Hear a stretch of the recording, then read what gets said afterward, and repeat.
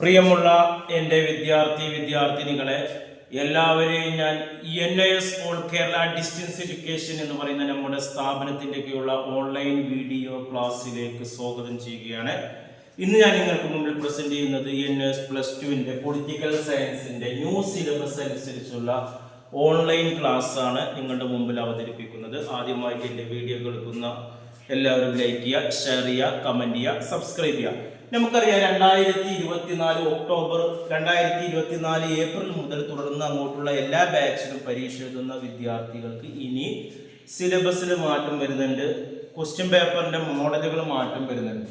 അപ്പോൾ അതിനനുസരിച്ച് നമ്മുടെ ക്ലാസ്സുകൾ ക്രമീകരണങ്ങൾ നടത്തേണ്ടത് കൊണ്ടാണ് നമ്മൾ ക്ലാസ്സുകൾ ഓരോ ചാപ്റ്ററിൻ്റെയും ക്ലാസ്സുകൾ പുതിയ ക്വസ്റ്റ്യൻ പേപ്പർ മോഡലുകളിൽ പുതിയ സിലബസ് വഴി നമ്മൾ അവതരിപ്പിക്കുന്നത്.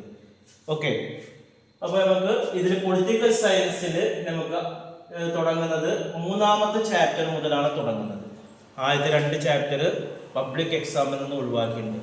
ആ മൂന്നാമത്തെ ചാപ്റ്ററിൽ ക്വസ്റ്റ്യൻ പേപ്പറിലെ ആദ്യ ഭാഗം കാണുന്നത് 1 മാർക്കിൻ്റെ 20 ക്വസ്റ്റ്യൻസ് ആണ്. MCQ ക്വസ്റ്റ്യൻസ് ആണ്. അതിൽ ഫിൽ ഇൻ ദ ബ്ലാങ്ക്സ് ഉണ്ട്, മാച്ച് ദ ഫോളോയിങ് ഉണ്ട്, ട്രൂ ഓർ ഫാൾസ് ഉണ്ട്, choose the correct option from the bracket വരുന്നുണ്ട്. പിന്നെ വരുന്ന 2 മാർക്ക് 3 മാർക്ക് 5 മാർക്കിൻ്റെ ഒക്കെയാണ്. ഇപ്പോൾ കഴിഞ്ഞു പോയ വീഡിയോസിലൊക്കെ നമ്മൾ 2 മാർക്കിൻ്റെ വിവിധ ക്വസ്റ്റ്യൻസ്, 3 മാർക്കിൻ്റെ 5 മാർക്കിൻ്റെ ഒക്കെ അവതരിപ്പിച്ചു. അതേപോലെ തന്നെ 1 മാർക്കിൻ്റെ ഫിൽ ഇൻ ദ ബ്ലാങ്ക്സ് നമ്മൾ അവതരിപ്പിച്ചിട്ടുണ്ട്. ഇന്നത്തെ വീഡിയോയിൽ 1 മാർക്കിൻ്റെ ബ്രാക്കറ്റിൽ നിന്ന് ചൂസ് ചെയ്യാനുള്ളതും അതേപോലെ തന്നെ 1 വേർഡ് ആൻസറുകളും ഒറ്റ വാക്കിലുള്ള ആൻസറുകൾ ഓരോ മാർക്കിൻ്റെയുമാണ് ഇന്നത്തെ വീഡിയോസിൽ അവതരിപ്പിക്കുന്നത്. ഓക്കെ, എല്ലാ ക്വസ്റ്റ്യൻസിനും ഓരോ മാർക്കാണ്. ഫസ്റ്റ് നമ്മൾ choose the correct answer from the given bracket. Bracket എന്ന് കറക്റ്റ് ഉള്ളത് തിരഞ്ഞെടുക്കുക. ഇത് ഫീച്ചേഴ്സ് ഓഫ് ആൻ അസോസിയേഷൻ. ഒരു അസോസിയേഷന്റെ പ്രത്യേകത എന്ന് പറയുന്നത് ഡേഷ് ഇൻട്രസ്റ്റ് ആണ്. എന്ത് താല്പര്യമാണെങ്കിൽ അത് അവിടെ എഴുതണം.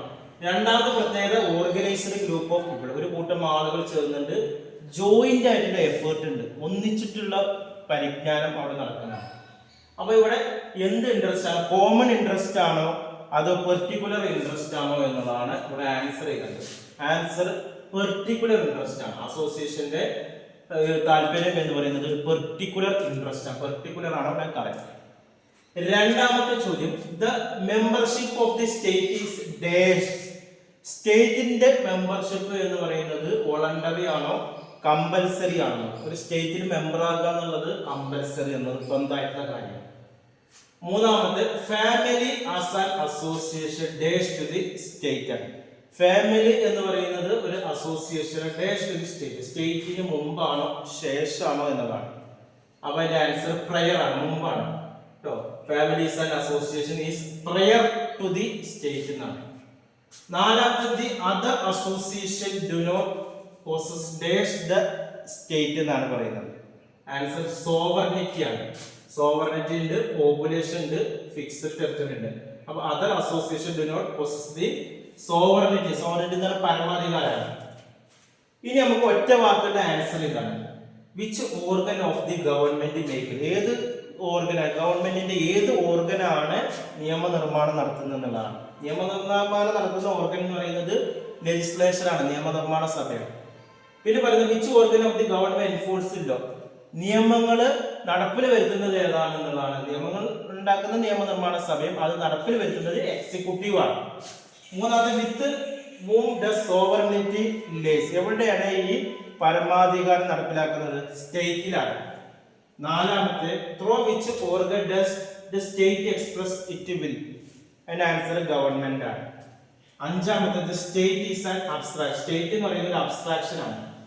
What is concrete? കോൺക്രീറ്റ് എന്ന് പറയുന്നത് എന്താണ്? ഗവൺമെന്റുമാണ്. ഇത്രയാണ് നമ്മൾ ഇതിൽ വരുന്നത്.